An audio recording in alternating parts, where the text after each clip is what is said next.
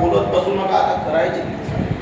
आणि करायचं काय तर येणाऱ्या पिढी जी आज भरकटलेली आहे, ते भरकटलेली पिढी जर या समाजाची बिघडलेली घडी जर जाग्यावर आणायची असेल तर फक्त एकच विषय आहे, तो म्हणजे संस्कार. आणि संस्कार ना पिक्चरच्या टॉकीजमध्ये मिळतात, ना तमाशाच्या फळावर मिळतात. आणि या डीजेवरनं तर सारी संस्कृतीचा धिंगाणा करणं लावला. कारण पहिले त्या लग्नाच्या अगोदरच्या दिवशी साधी हळद करतात, काही त्या बाया असं केलं आहे, जरा जरा हळद लावत.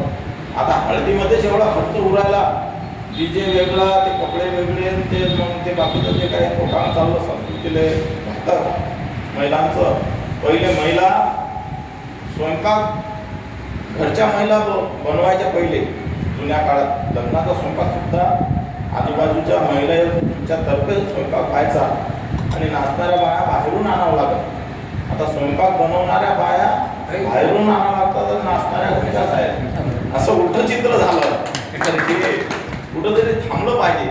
आणि याच्यासाठी आपली संस्कृती आपल्याला जतन करावी लागेल. आणि संस्कृतीसाठी येणाऱ्या भावी पिढीवर संस्कार टाकणं आवश्यक आहे. कारण या सांगतात की आजचे सानं बालक उद्याचे तरुण कार्यकर्ते होतील, गावाचे, समाजाचे, देशाचे, आई वडिलांचे पांग खेळतील उत्तम गुण.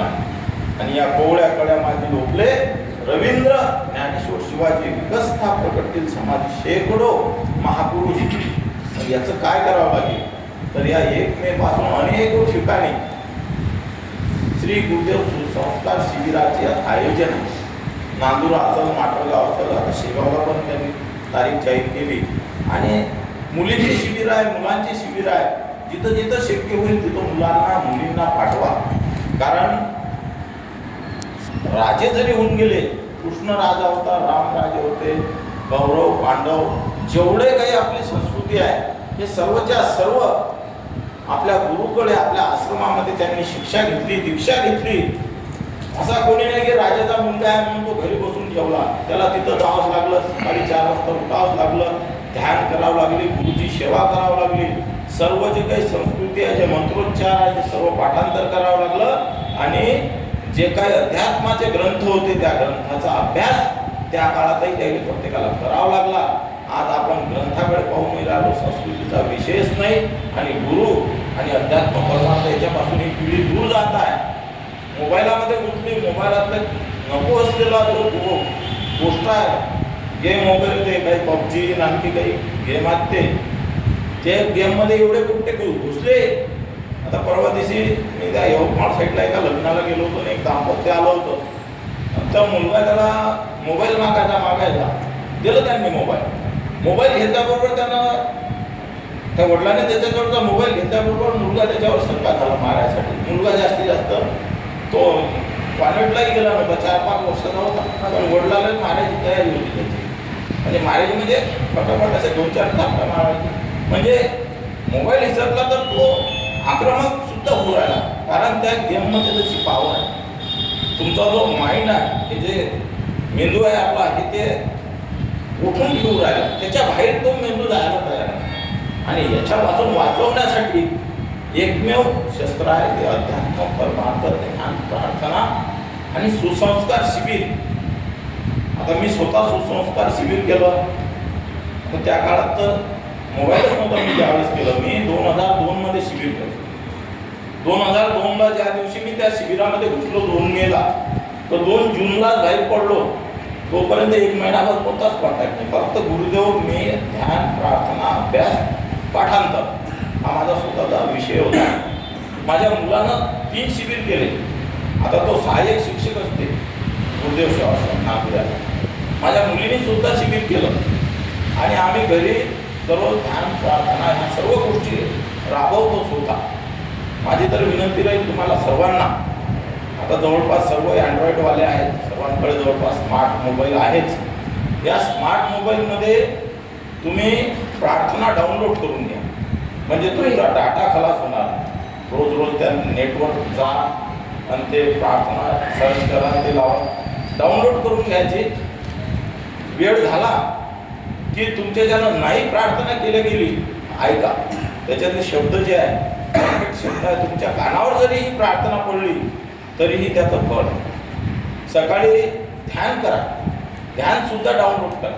हा माझा मोबाईल आहे, याच्यामध्ये ध्यान डाउनलोड आहे, याच्यात प्रार्थना डाउनलोड आहे, याच्यात तो सकाळी उठण्याचा उठा गळ्यानो अरुणोदय झाला ते डाउनलोड आहे.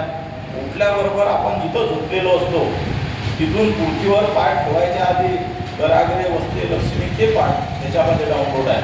म्हणजे डोळे उघडले तर पाठदादाजी तुम्ही एक दिवस मुक्कामी होतो. डोळे उघडल्याबरोबर या धरणीवर पाय ठेवायच्या आधी जो मंत्र म्हणावा लागतो कराग्रे वसते लक्ष्मी, तुमच्या पाठ नसला डाउनलोड असला लगेच त्याला सिलेक्ट करायचं.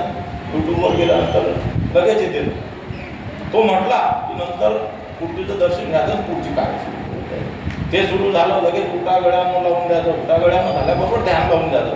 ध्यानानं आपोआप आपल्या तोंडातून सुद्धा उच्चार सुरू होऊन जातो. म्हणजे हे जे काही नवीन विज्ञान आलं याचा फायदा झाला. कारण काय महाराजांनी सांगितलं, अध्यात्म और विज्ञान के सहयोग से सब हो सुखी और सहयोग समता से यह सृष्टी करे हमको. आपल्याला विज्ञानाचा सुद्धा सहारा घ्यायचा आहे, परंतु कशासाठी तर या जगाला या सृष्टीला स्वर्ग बनवण्यासाठी. कारण महाराजांनी सांगितलं अति उच्चतम जीवन बने परमार्थमय व्यवहार हो. आणि आपल्याला या आपल्या व्यवहारातच स्वर्गाची निर्मिती करायची. आणि स्वर्गाची निर्मिती कशाने होईल? अध्यात्म परमार्थ यांचा संग असला. करा असं प्रत्येकानं करा. कारण काय महाराजांनी जी ग्रामगीता लिहिली त्या ग्रामगीतेत जो महात्मा 41 अध्याय 41 अध्यायावर 41 महापुरुष आहे. एका अध्यायामध्ये महात्मा फुलेंचा फोटो आहे आणि महात्मा फुलेंच्या फोटोच्या खाली उभी आहे, लाखो बोलक्या उनही थोर एकची माझा कर्तव्यकार, हे वचन पाडून सुंदर गाव सुधारावे, कार्याने देश सुधारावा. लाख बोलणारे एका बाजूला आणि एक करणारा एका बाजूला.